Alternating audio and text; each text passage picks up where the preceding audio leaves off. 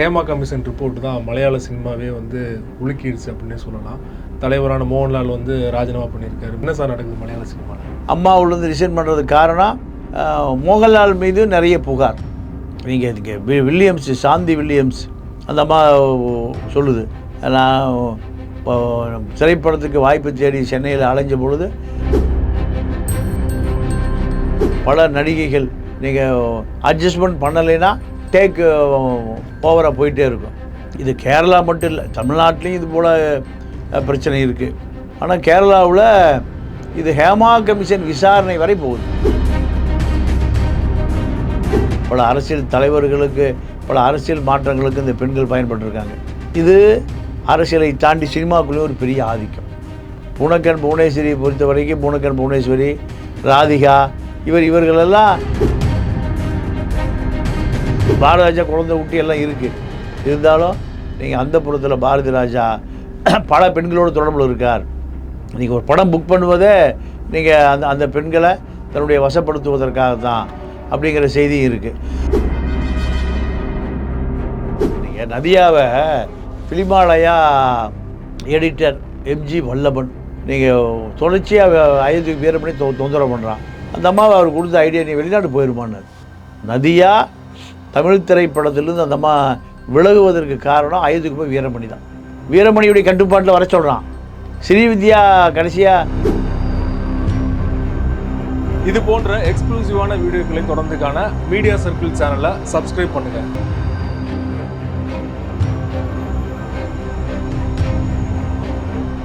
Media circle நேயர்களுக்கு வணக்கம். இன்றைக்கு நம்மோடு நேர்காணலுக்காக மூத்த பத்திரிகையாளர் பாண்டியன் அவர்கள் நம்மோடு இணைந்திருக்கிறார். அவரோடு பேசலாம். சார் வணக்கம். வணக்கம்.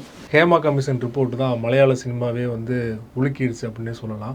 கிட்டத்தட்ட 4 வருடங்களுக்கு முன்னாடியே ரிலீஸ் ஆக வேண்டிய அறிக்கை வந்து சமீபத்தில் தான் வெளியானது. ஒரு வாரமாக இதுதான் பேசு பொருளாக மாறிக்கிட்டு இருக்குது. குறிப்பாக மலையாள நடிகர் சங்கத்தோட பெயர் அம்மாவே வந்து கூண்டோட கலைக்கப்பட்டிருக்காங்க. தலைவரான மோகன்லால் வந்து ராஜினாமா பண்ணியிருக்காரு. முக்கியமான நிர்வாகி சித்திக் அவர்கள் மீது, ரஞ்சித் டைரக்டர் மீதுமே வந்து பாலியல் குற்றச்சாட்டு இருந்த நிலையில் அவங்களுமே ராஜினாமா பண்ணியிருக்காங்க. என்ன சார் நடக்குது மலையாள சினிமாவில்? இல்லை, மலையாள சினிமாவை பொறுத்தவரை நீங்கள் திலீப் ஒரு நடிகையை கடத்தி கொண்டு போன பிறகு தான் இந்த செய்தி வெளி உலகத்துக்கு கசிந்தது. மலையாள திரைப்பட உலகத்தை பொறுத்தவரை பாவனா ஒரு புகார் சொல்லியிருந்தாங்க. தனக்கு பாலியல் ரீதியாக மிக அச்சுறுத்தல் தொடர்ச்சியாக தான் கண்காணிக்கப்படுகிறேன் இப்படின்னு பாவனா ஒரு புகார். துணை நடிகர்கள் சங்கமும் இதே புகாரை சொல்லியிருந்தாங்க. துணை நடிகைகளுக்கு பாதுகாப்பு இல்லை, இது அரசாங்கத்தில் தலையிடணும், சில காட்சிகள் செயற்கையாகவே உருவாக்கப்படுகிறது, இப்படி திரைப்பட உலகம் சில மாஃபியாக்களில் கட்டுப்பாட்டில் இருக்கிறது. அந்த மாஃபியாக்கள் திரைப்பட கலைஞர்களே அல்லாத தொழிலதிபர் மாஃபியாக்கள். இது கேரளா மட்டும் இல்லை, தமிழ்நாட்டிலையும் இது போல் பிரச்சனை இருக்குது. ஆனால் கேரளாவில் இது ஹேமா கமிஷன் விசாரணை வரை போகுது. கேரளாவை பொறுத்த வரைக்கும் நீங்கள் மனித உரிமை அமைப்புகள் முழுமையாக செயல்பாட்டில் இருக்கும். எந்த புகாராக இருந்தாலும் உடனே நடவடிக்கை எடுக்கப்படும்.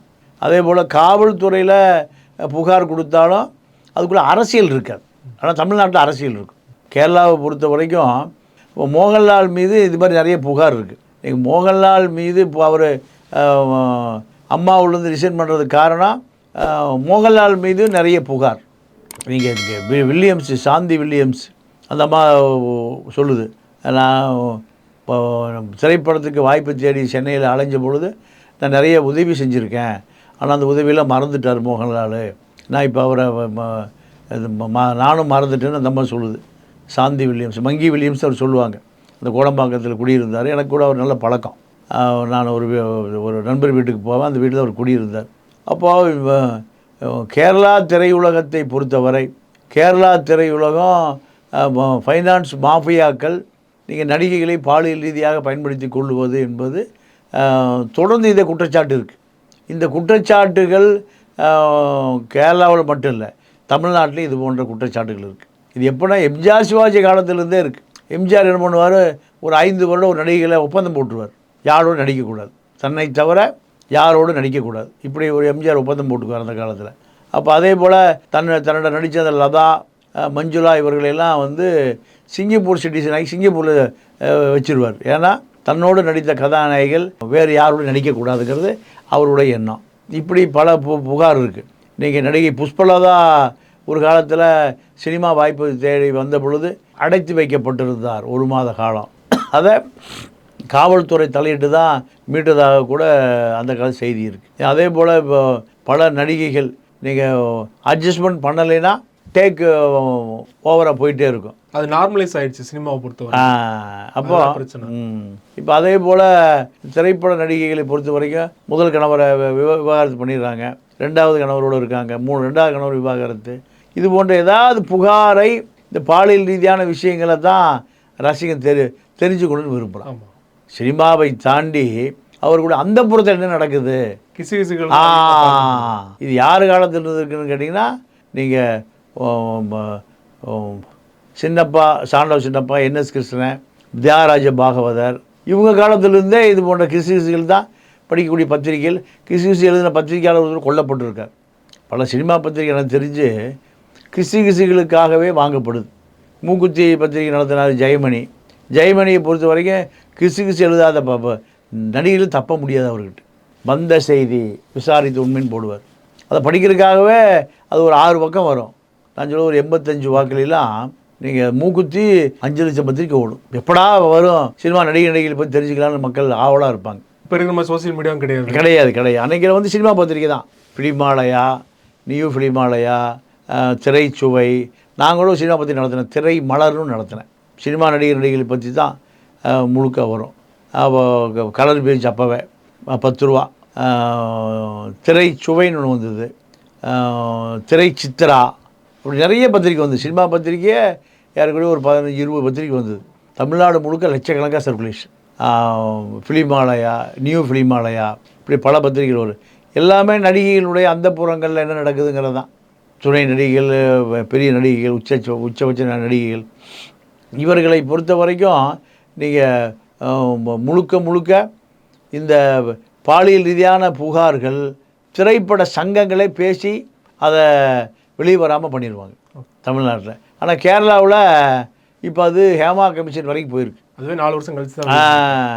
ஆனால் தமிழ்நாட்டை பொறுத்த வரைக்கும் நடிகர் சங்கங்கள் தலையிட்டு அதை சுமூகமாக பேசி ஒரு நட்டையீடு வாங்கி கொடுத்து அது சுமூகத்தை முடிச்சிடுவாங்க. அது குறிப்பாக பார்த்தீங்கன்னா 2011 திமுக ஆட்சி முடிகிற தருவாயில் பார்த்தீங்கன்னா பூனேக்கன் புவனேஸ்வரி அப்படிங்கிற நடிகையை வந்து அரெஸ்ட் பண்ணுறாங்க விபச்சார வழக்கில். அவங்க கொடுத்த பேட்டி அப்போது வைரலானது. ஒரு முன்னணி பத்திரிகையை வெளியிட்டிருந்தாங்க. அதில் நான் விபச்சாரின்னா இங்கே இருக்கிற முன்னணி நடிகைலாம் யாருன்னு சொல்லிட்டு ஒரு 4-5 பேரை சொல்லியே சொன்னாங்க. அதுக்கு மறுநாள் வந்து நடிகர் சங்கத்தில் மிகப்பெரிய ஒரு மீட்டிங் போட்டு அதுக்கப்புறம் அந்த செய்தியை வந்து ஆஃப் பண்ணிட்டாங்க. லெனின் அந்த எழுதின சினிமா பத்திரிகையாளர் கைது செய்யப்பட்டார். எனக்கு நல்லா ஞாபகம் இருக்குது. ஓகே, சினிமா பத்திரிகையாளர் லெனின் கைது செய்யப்பட்டார். அதில் 4-5 நடிகைகளை பற்றி அது செய்தி சொல்லியே போட்டு. ஆமாம். அவங்கெல்லாம் நேரடியாகவே வந்து போலீஸ் கமிஷன் ஆஃபீஸர் கம்ப்ளைண்ட் கொடுத்தாங்க. கம்ப்ளைண்ட்டை கொடுத்து அப்புறம் அந்த நிருபர் கைது செய்யப்பட்டு லெனின் தினமலர் லெனின் சினிமா பத்திரிகையாளர். ஆமாம், நிறைய சினிமா பத்திரிகையாளர்கள் பிஆர்ஓ சங்கங்கள் பூராமே நடிகைகளை பற்றி கிசுகிசுகள் சொல்கிறது தான் அன்றைக்கி செய்தி. ஓகே, நீங்கள் தினமலர், தினத்தந்தி, தினகரன் எல்லாம் சினிமா பக்கம்னா எப்போவுமே ஒரு 4 பக்கம் வரும். 4 பக்கத்தில் முழுக்க சினிமா நடிகைகளுடைய அந்த புற வாழ்க்கை தான். சினிமா நடிகைகளை பொறுத்தவரை நீங்கள் டைரக்டரு, கதாநாயகன், ப்ரொடியூசர் அட்ஜஸ்ட்மெண்ட் பண்ணால் தான் வாய்ப்பு. அது இல்லைன்னா வாய்ப்பே இல்லை. இது இப்போ வெற்றி பெற்ற பல நடிகைகள் அதை தான் அவங்க புட்டு வச்சுருக்காங்க. ஆனால் இப்போ அந்த கலாச்சாரம் மாறிட்டு வருது. ஏன்னா சினிமா துறையில் கொஞ்சம் வசதி படைத்த பெண்களும் வர்றாங்க. வருகிற போது அவங்க எந்த நிலைமைக்கும் போகிறதில்ல. அதனால் அந்த நிலைமை கொஞ்சம் மாறுது. இருந்தாலுமே புகார் இல்லாத இடமே இல்லை. எல்லா பக்கம் புகார் இருக்குது. நம்ம பயில்வா ரங்கநாதனை கேட்டால் எல்லா செய்தியும் சொல்லுவார். என்ன காரணம் கேட்டிங்கன்னா எல்லா இடத்துலையும் அந்த செயல் தொடர்ச்சி நடந்துட்டு தான் இருக்குது. வெளியில் தெரியறதில்லை. இப்போ புத்தகம் வராதனால புத்தகத்தில் செய்தி வர்றதில்ல. எல்லாமே இப்போ இணையதளம் வழியாக வருது. இணையதளத்தில் ஒரு படம் வருவதற்கு முன்பு அவருடைய அந்தரங்க கிசு தான் அதிகமாக பார்க்கப்படுது. சினிமா சேனல் அதிகமாக ஓடுது. திரைப்பட நடிகைகளை பொறுத்தவரை டி ராஜேந்தர் சொல்கிறது தான், கருப்பாக இருந்தால் நடிகை ஆயிடலாம், கற்போடு நடிகையாக முடியாதுங்கிறது தான். அப்போ நடிகைகளை பொறுத்தவரை பொதுவெளியில் ஒரு தவறான பார்வை தான் இருக்குது. என்ன காரணம் கேட்டிங்கன்னா, நடிகைகள்லாம் மிக எளிதாக அவர்களை வசதி படைத்தவன் கட்டுப்பாட்டு கொண்டு போயிடுவான். இந்த வசதி படைத்தவர்களால் தான் நடிகைகளோடு நீங்கள் அந்தரங்க தொடர்பில் இருக்க முடியும் அப்படிங்கிறது எழுதப்படாத விதி. இதை யாரோட தொடர்பு இருக்காங்க என்ன, இதுதான் திரைப்படம் வெளியாவதற்கு முன்பே அவர்களை பற்றி கிசு தான் அதிகமாக வெளியாகுது. அது பாலியல் ரீதியான புகார். நிறைய திரைப்பட நடிகைகளுடைய தொடர்பால் தான் பல நடிகர்களுடைய குடும்பங்களை நீங்கள் விலகிறதுக்கு அதுதான் காரணம். தனுஷு ஐஸ்வர்யா காதல் முறிவுக்கு காரணமே தனுஷுக்கு பல பெண்களோடு தொடர்பு இருக்குது. பல பெண்கள் அவருக்கு தொடர்பில் வர்றாங்க. இது ஐஸ்வர்யா டைவர்ஸுக்கு காரணம். பல நடிகர்கள் இப்போ கூட இமானுடைய மனைவி சிவகார்த்தியோட போயிடுச்சுன்னு பயங்கர பொது வழியில் சொன்னார். சுசித்ரா லிக்கி வீக் சந்தம்மா எல்லா அதாவது கொண்டாட்டங்கள் மது விருந்து இங்கெல்லாம் போதை இருக்குது. ஆண் பெண் யாருமே பாலியல் ரீதியாக வேறுபாடே இல்லை. இப்படி பல பார்ட்டிகள் நடக்கும். நானும் பல பார்ட்டிக்கு போயிருக்கேன்னு அது சுக்கி லீக்ஸ் அந்த மாதிரி சொல்லுது. அதெல்லாம் உண்மை இல்லாமல் இல்லை, உண்மை தான். பல திரைப்பட நடிகைகளுக்கு வாய்ப்புகள் படம் எங்கே புக் ஆகுதுன்னு கேட்டிங்கன்னா பார்ட்டியில் டின்னரில் தான். இது அப்போ டின்னரை தவிர்க்க முடியாது, மது குடிப்பதை தவிர்க்க முடியாது, இரவு விருந்தை தவிர்க்க முடியாது. இரவு விருந்து இல்லாத திரைப்படங்களே இல்லை. திரைப்படம் எங்கே முடிவு செய்யப்படுதுன்னா கதாநாயகி யார், கதாநாயகன் யார் எல்லாமே இரவு விருந்தில் தான் முடிவு செய்யப்படுது. பல நடிகைகள் தங்களுக்கு பிடித்த நடிகர்களை திருமணம் செய்து கொள்ளும்போது அங்கே தான் நடக்குது. இப்படி நீங்கள் கேரளா சினிமாவாக இருந்தாலும் சரி, தமிழ் சினிமாவாக இருந்தாலும் சரி, தெலுங்கு, ஹாலிவுட் வரைக்கும் தான் பிரச்சனை. பல பேர் ஒரு திருமணம் இருக்கும், இன்னொரு திருமணம் பண்ணிக்குவாங்க. நடிகைகளை பொறுத்த வரைக்கும் டைவர்ஸ் பண்ணிட்டு இன்னொரு டைவர்ஸ் பண்ணுவாங்க. அந்த காலத்தில் லட்சுமிக்கு 2-3 திருமணம் சொல்லுவாங்க. சிவச்சந்திரன் இன்னொரு நடிகை கூட இப்போ பேட்டி கொடுத்துருந்தார். இந்த மாதிரி பம்பாய் வந்தாங்க என்னை பார்க்குறக்கு, நான் என்னை திருமணம் செஞ்சுக்க, நான் உங்களுக்கு அடிமையாக கிடப்பேன்னு சொன்னாங்க. இப்போ லட்சுமியோட டைவர்ஸ் பண்ணிவிட்டு அவர் அந்த கதையை சொன்னார். இப்படியெல்லாம் அப்போது அரசியலை விட தமிழ்நாட்டில் அதிகமாக பார்க்கப்படுவது நடிகைகளுடைய அந்தரங்கம் தான். அப்போது சிலுக்கு இருந்தாங்க, ஜெயமாலினி, இவர்கள்லாம் அந்த குழுக்கள் டான்ஸ், இவங்களுடைய அந்த குழுக்கள் டான்ஸுக்காகவே பல படங்கள் ஓடும். பல அரசியல் தலைவர்களுக்கு, பல அரசியல் மாற்றங்களுக்கு இந்த பெண்கள் பயன்பட்டுருக்காங்க. இது அரசியலை தாண்டி சினிமாக்குள்ளேயும் ஒரு பெரிய ஆதிக்கம். பூனக்கன் புவனேஸ்வரியை பொறுத்த வரைக்கும் பூனக்கன் புவனேஸ்வரி, ராதிகா இவர்களெல்லாம் திரைப்படத்துக்குள்ளே வருவதற்கு முன்பே இவர்களுடைய பெயர் பல நடிகர்களோடு கிசுக்கப்பட்டது.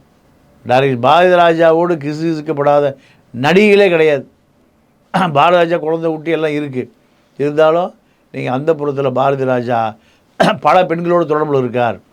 நீங்கள் ஒரு படம் புக் பண்ணுவதே நீங்கள் அந்த பெண்களை தன்னுடைய வசப்படுத்துவதற்காக தான் அப்படிங்கிற செய்தியும் இருக்குது. பல நடிகைகள் நீங்கள் சரத்குமார் இந்த நக்மாவை திருமணம் செய்து கொள்வதாக தொடர்பில் இருந்தது முழுக்க அந்த காலத்தில் அதுதான் பெரிய செய்தியாக பார்க்கப்பட்டது. மியூச்சுவலாக அவங்களும் விருப்பப்பட்டு பண்ணுறது வேற, ஆனால் வற்புறுத்துறது தானே இங்கே பிரச்சனையாக மாறுது இல்லையா? அதான் அந்த புகார் வரைக்கும் போயிருக்கு இல்லையா? சினிமாவில் எழுதப்படாத விதி என்னென்னா, ஒரு நடிகை ஒரு படத்தில் கமிட் ஆகிட்டாங்கன்னா அவங்க நீங்கள் ப்ரொடியூசர், பணம் போடுற ப்ரொடியூசர், நடிகர், டைரக்டர், ஒளிப்பதிவார் இவர்களோடு அவங்க தொடர்பு வச்சு தவிர்க்க முடியாமல் தொடர்பை வச்சுக்கணும். இது படம் புக் பண்ணுவதற்கு முன்பே அவர்களுக்கு சொல்லப்படுகிற அறிவுரை. அந்த பெண்கள் அந்த ஆணாதிக்க சமூகத்தில் அவர்கள் அடிமைப்பட்டே ஆகணும்.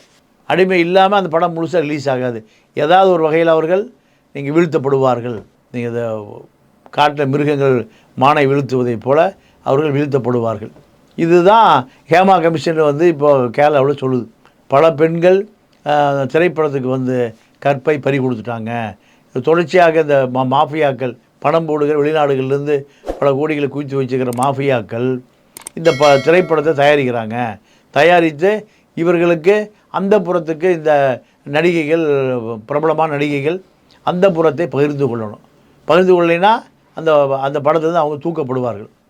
ஒரு நாள் 2 நாள்லையோ ஒரு வாரத்திலேயோ தூக்கப்படுவார்கள். வேறு யார் அதுக்கு உடன்படுகிறார்களோ அவர்கள் அந்த படத்தில் ஒப்பந்தம் செய்யப்படுவார்கள். இதுதான் அந்த ஹேமா கமிஷன் அறிக்கை.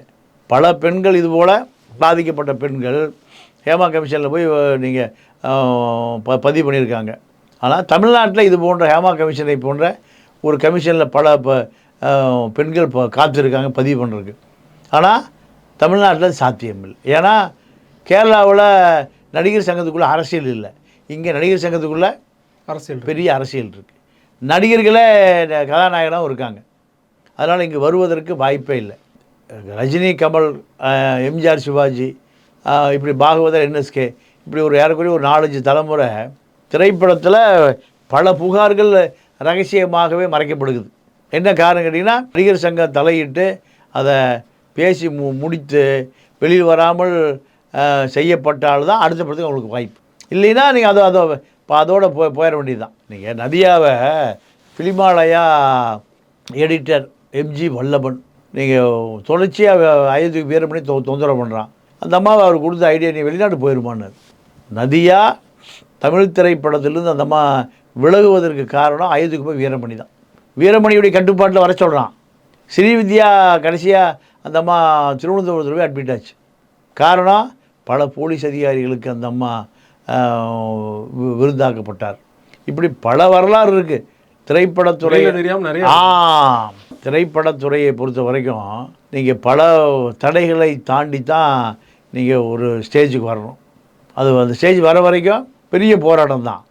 இப்போ ஹேமா கமிஷனில் எல்லாமே புகார் கொடுத்துருக்காங்கன்னா, ஹேமா கமிஷன் விசாரணை கமிஷன் புகாரை வாங்கி வச்சுக்குமே தவிர நடவடிக்கை எடுக்காது. அப்படியே முடிஞ்சிடும். அவ்வளோ நடவடிக்கை எடுப்பதற்கு ஹேமா கமிஷனுக்கு அறிக்கை அதிகாரம் இல்லை. ஹேமா கமிஷன் என்பது பல்லில்லாத ஒரு ஆணையம். அந்த இயக்குனர் ரஞ்சித் மீது மட்டும் வழக்கு பதிவு பண்ணியிருக்காங்க. ஆமாம். ஏன்னா ரஞ்சித் கடத்திட்டே போயிருக்கார். அது போலீஸ் கேஸாக இருக்குது ரஞ்சித்தை பொறுத்த வரைக்கும். அதனால் வழக்கு பதிவு பண்ணியிருக்காங்க. பல வழக்குகள் நீதிமன்றம் வரைக்கும் போகாது, பல வழக்கு காவல்துறை வரைக்கும் போகாது. நடிகர் சங்கங்கள் தலையிட்டு அதை பாதியை பேசி முடிச்சுருவாங்க. இப்படி பல தடைகளை தாண்டி தான் வழக்குக்கு போகும், நீதிமன்றத்துக்கு போகும். அதில் தான் ரஞ்சித் வழக்கு பல ஆதாரங்கள் இருக்குது. காவல்துறை காம்ப்ரமைஸ் ஆகலை. கேரளா பொறுத்த வரைக்கும் நீங்கள் போலீஸாகவே இருக்கும். தமிழ்நாட்டை பொறுத்த வரைக்கும் காம்ப்ரமைஸ் பண்ணிக்குவாங்க. அதுதான் கேரளாவுக்கும் தமிழ்நாட்டுக்குமான அரசியல். கர்நாடகாவில் அரசியல் இருக்காது. பம்பாயில் மாஃபியாக்கள் இருக்கான். சினிமா துறைக்குள்ளே முழுக்க மாஃபியாக்கள் தான். அதை மீறி நிறைய விஷயம் வெளியில் வராது. இப்படி ரெண்டாவது இந்தியாவிலேயே அதிகமாக திரைப்படம் எடுக்கப்படுகிற மாநிலம் தமிழ்நாடு தான். அப்போ சர்ச்சைகளும் அதிகமாக இருக்கத்தான் செய்யும். இருந்தாலும் சர்ச்சைகளே வராமல் திரைப்பட தயாரிப்பாளர்கள், நடிகர் சங்கம் எல்லாமே பார்த்துக்குது. இந்த சர்ச்சைகள் வருவதற்கு முழு காரணம் கேட்டிங்கன்னா, கேரளாவில் கடத்தல் ஒன்று நடந்தது. கடத்தலுக்கு பின்னாடி யார் இருக்காங்கன்னு விசாரிக்கிற பொழுது இந்த பெரிய நடிகர்கள் பக்கம் வருது கை. கேரளாவில் காவல்துறை அதிகாரி கையூட்டு சமரசங்கிறதை தாண்டி உண்மையை கொண்டு வருவதற்கு முழு மூச்சாக நிற்பாங்க. அந்த வகையில் தான் கேரளாவில் ஹேமா கமிஷனுடைய அறிக்கை, நீங்கள் நூற்றுக்கணக்கான பக்கங்கள், பல குற்றச்சாட்டு இருக்குது. அது வெளியே வந்துன்னா நீங்கள் மோகன்லால் அரசியலே பண்ண முடியாது, சினிமாவிலும் நடிக்க முடியாது. அதனால தான் அவர் தானாக முன் வந்து அம்மாவையே கலைச்சதுக்கு காரணம். இப்போ நீங்கள் பேசும்போது சொன்னீங்க, புதிதாக பெரிய பின்புலம் இல்லாத நடிகைகள் வரும்போது தான் இந்த மாதிரியான ஒரு பிரச்சனைகளை மாற்றுறாங்க. பின்புலம் உள்ள நடிகைகளுமே இந்த மாதிரி பிரச்சனைகளை மாற்றுறது நம்ம தமிழ் சினிமாவில் கூட அப்படி ஒரு சம்பவம் நடந்திருக்கு. கீர்த்தி சுரேஷ் இருக்காங்க, அவங்க முதல் படத்தில் நடிக்கும்போது அந்த படமானு தெரியாது. அவங்க அம்மாவும் மலையாளத்தில் பெரிய நடிகை தான், ரஜினி அவர்கள் கூட நடிச்சிருக்காங்க. அவங்க வெளிப்படையாக ப்ரெஸ் மீட்டில் பேசும்போது ஒரு நடிகர் பேர்லாம் குறிப்பிடல. அவங்க ஒரு நடிகர் என்னை அழைத்தார், நான் போகாதனால வேணும்னே அதிகமான டேக்குகள் வாங்குறாரு. முத்த காட்சியில் பார்த்தீங்கன்னா 13-14 டேக் வரைக்கும் வாங்குறாரு. இன்னும் வேணுமா அப்படிலாம் நான் கோவமாக கத்திட்டேன்.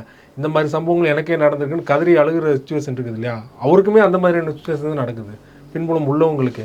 இல்லை, அதாவது பின்புலம் யாருக்கு அதிகமான பின்புலம் இருக்குங்கிறது அதிலே ஒரு இது இருக்குது. ஏன்னா பின்புலம் உள்ளவரை விட நடிகருக்கு பலவீனமாக இருந்தாருன்னா அமைதியாக போயிடும். நடிகையை விட இப்போ பலமான பின்புலம் உள்ளவராக இருந்தால் அது வன்மமாக தான் இருக்கும். ஏன்னா அந்த பின்புலத்தை வச்சு அதை ஈஸியாக எளிதாக அதை நகர்த்திடலாம். அதனால் இது போன்ற வன்மங்கள் சினிமா துறை இருக்கத்தான் செய்யும். சினிமா துறை என்பது வன்மங்கள் நிறைந்தது. அதில் பெண்கள் விஷயத்தில் எல்லா திரைப்பட தயாரிப்பாளர்களும் நீங்கள் ஆண்களாக தான் இருப்பான். அப்போ அவர்களை பொறுத்த வரைக்கும் பிரச்சனை இப்போ வெளியில் கொண்டு வந்து அடுத்த படம் வாய்ப்பு கிடைக்காது. திரைப்பட உலகம் ஒதுக்கிடும். எல்லாம் ஒரே மனநிலையில் தான் இருப்பான். பிரச்சனைகளை கடந்து போவது தான் சரியாக இருக்கும். பல பேர் இப்படி தான் பல வழிகளை தாங்கி தான் ஒரு பெரிய இடத்துக்கு வர முடிகிறது. வந்த பிறகு அவர்களிருந்து விலகி இருக்க முயற்சிக்கிறாங்க. இப்படி பல நடிகைகள் இருக்காங்க. கடந்த காலத்தில் நீங்கள் பல கசப்பான விஷயங்களை நினைத்து வருத்தப்பட்டால் எந்த பலனும் இல்லை, அடுத்த கட்டத்துக்கு நகருவோம் அப்படிங்கிறது அவங்களுடைய எண்ணம். அதனால் பல விஷயங்கள் மறைக்கப்படுகிறது, பல விஷயங்கள் கரைக்கப்படுகிறது. சாதாரணமாக ஆக்சிடெண்ட் நடந்தாலே, கார் ஆக்சிடெண்ட்டோ ஏதாவது உதவினால் நேரடியாக முதலமைச்சர் அலுவலகத்தோடு தொடர்பு கொள்ளக்கூடிய வாய்ப்பு எல்லா நடிகர்களுக்கும் இருக்க. அதேமாரி காவல்துறை இப்படி தலையிடாது. நீங்கள் ஒரு 10 வருஷத்துக்கு முன்பு நீங்கள் ஐஸ்வர்யா சகோதரி சௌந்தர்யா கார் ஓட்டிகிட்டு வராங்க. காலையில் அதிகாலை 4 மணிக்கு ஒரு ஆட்டோ மேலே ஏறி ஆட்டோக்காரன் இறந்துடுறான். அடுத்து 5-6 நிமிஷம் தனுஷ் அங்கே இருக்கார்.